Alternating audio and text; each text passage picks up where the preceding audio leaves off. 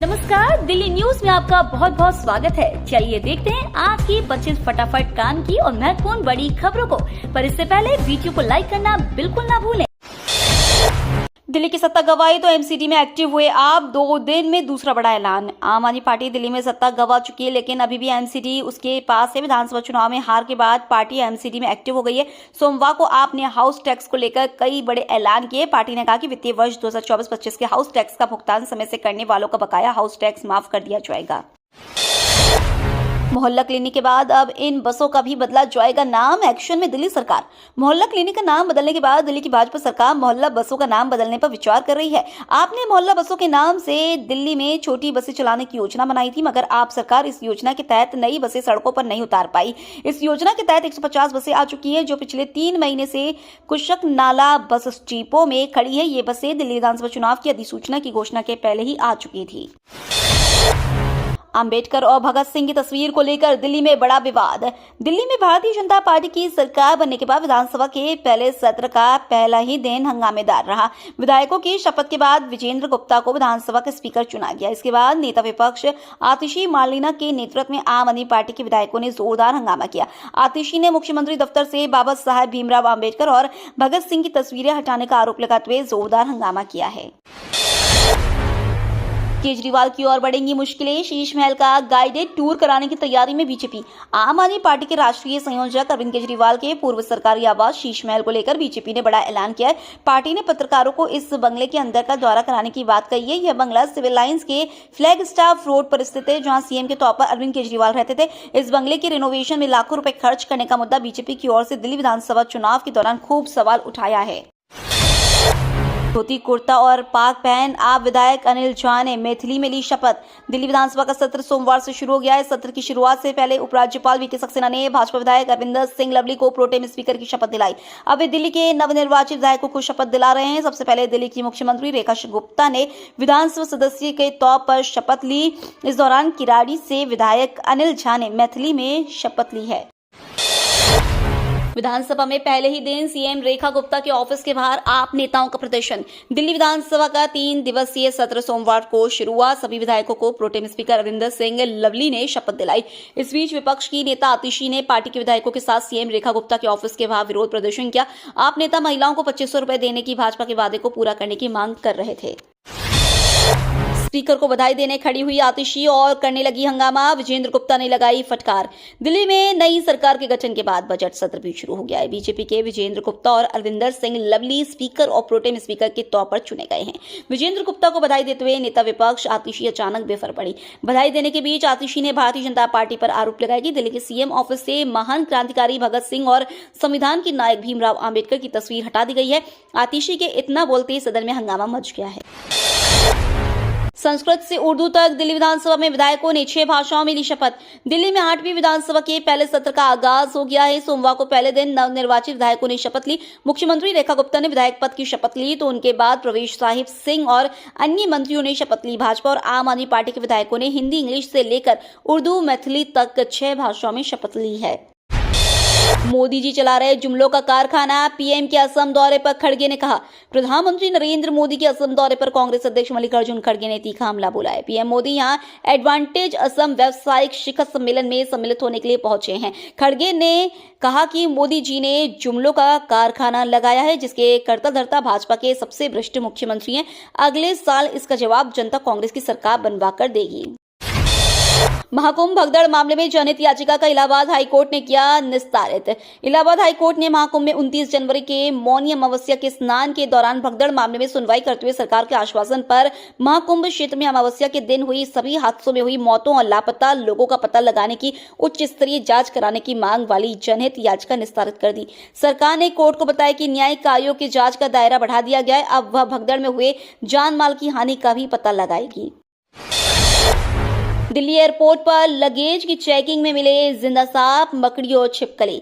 IGI airport पर custom की team ने तस्करी के एक बड़े मामले का खुलासा किया है। बैंकॉक से आए 3 भारतीय यात्रियों के सामान से जहरीले सांप, मकड़ी, छिपकलियां आदि बरामद की गई हैं। तीनों यात्रियों को गिरफ्तार कर लिया गया है। तीनों 23 फरवरी की रात 1:35 पर फ्लाइट नंबर AI303 से आईजीआई एयरपोर्ट पर उतरे थे। कस्टम की टीम ग्रीन चैनल क्रॉस करते ही इन्हें चेकिंग के लिए रोका तो मामले का खुलासा हुआ।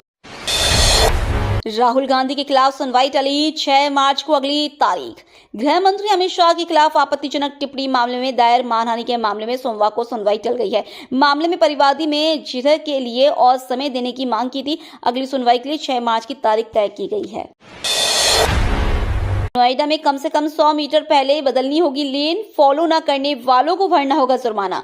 सड़कों पर गाड़ियों के लिए कई नियम बनाए गए हैं ताकि यात्री सड़क हादसे से बचाव हो सके। ऐसे में अगर आप नोएडा की तरफ जा रहे हैं तो बता दें, नोएडा की सड़कों पर भी कुछ नए नियम लागू किए गए हैं। दरअसल नोएडा यात्रियों को अब लेन बदलते समय और अधिक सावधानी बरतनी होगी क्योंकि ट्रैफिक पुलिस ने शहर के 3 प्रमुख मार्गों पर सख्त नियम लागू किए हैं। नए नियमों के तहत ड्राइवरों को लेन चेंज जोन से कम 100 मीटर पहले लेन बदलनी होगी।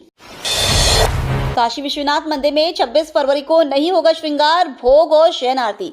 देश भर में मौजूद 12 ज्योतिर्लिंगों में महाशिवरात्रि का पर्व बड़े ही धूमधाम से मनाया जाता है। हर जगह विशेष पूजा आरती का आयोजन किया जाता है, जिन्हें देखने व बाबा के दर्शन की सुबह से रात तक श्रद्धालुओं का तांता लगा रहता है। इसके साथ ही बता दें कि उत्तर प्रदेश के बनारस में मौजूद काशी विश्वनाथ ज्योतिर्लिंग में भी महाशिवरात्रि के दिन बाबा विश्वनाथ की 4 प्रहर की विशेष आरती की जाएगी, लेकिन प्रतिदिन होने वाली सप्तऋषि श्रृंगार, भोग और शयन आरती का आयोजन नहीं किया जाएगा।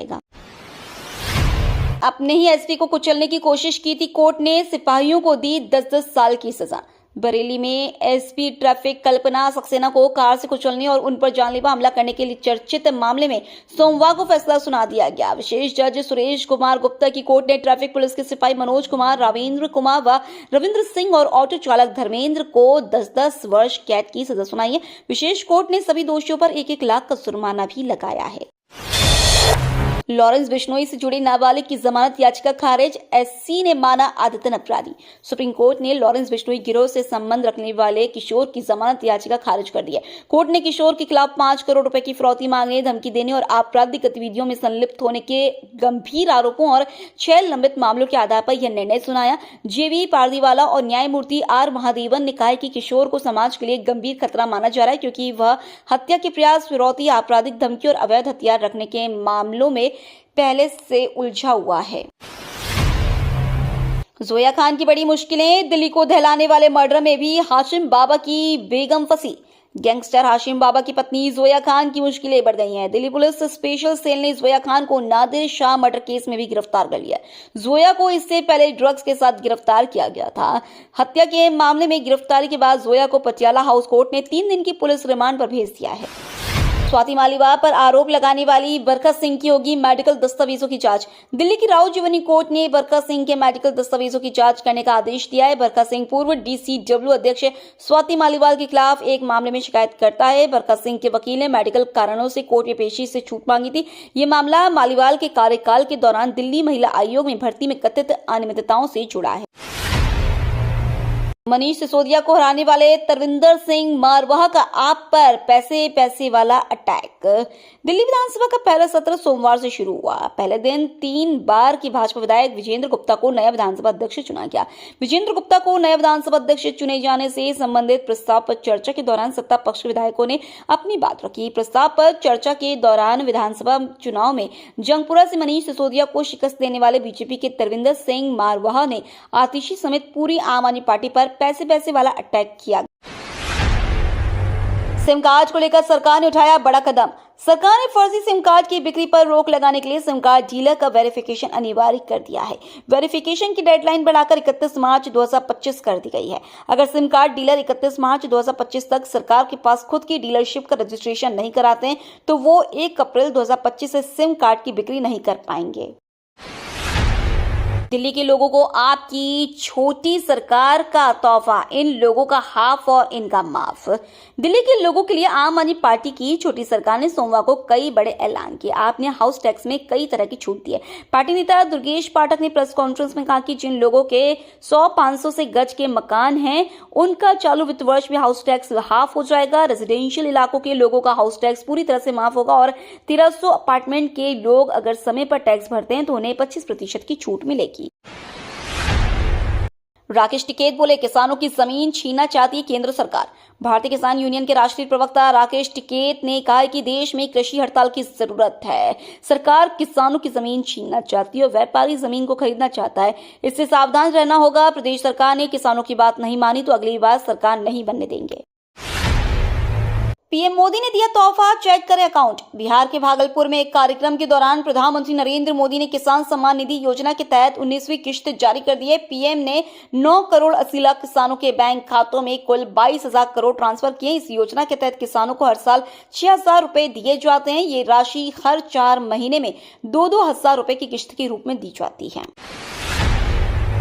यात्रियों को रेल मदद ऐप और 139 पर शिकायत के लिए परेशान होने की जरूरत नहीं। अब CTESA देंगे राहत।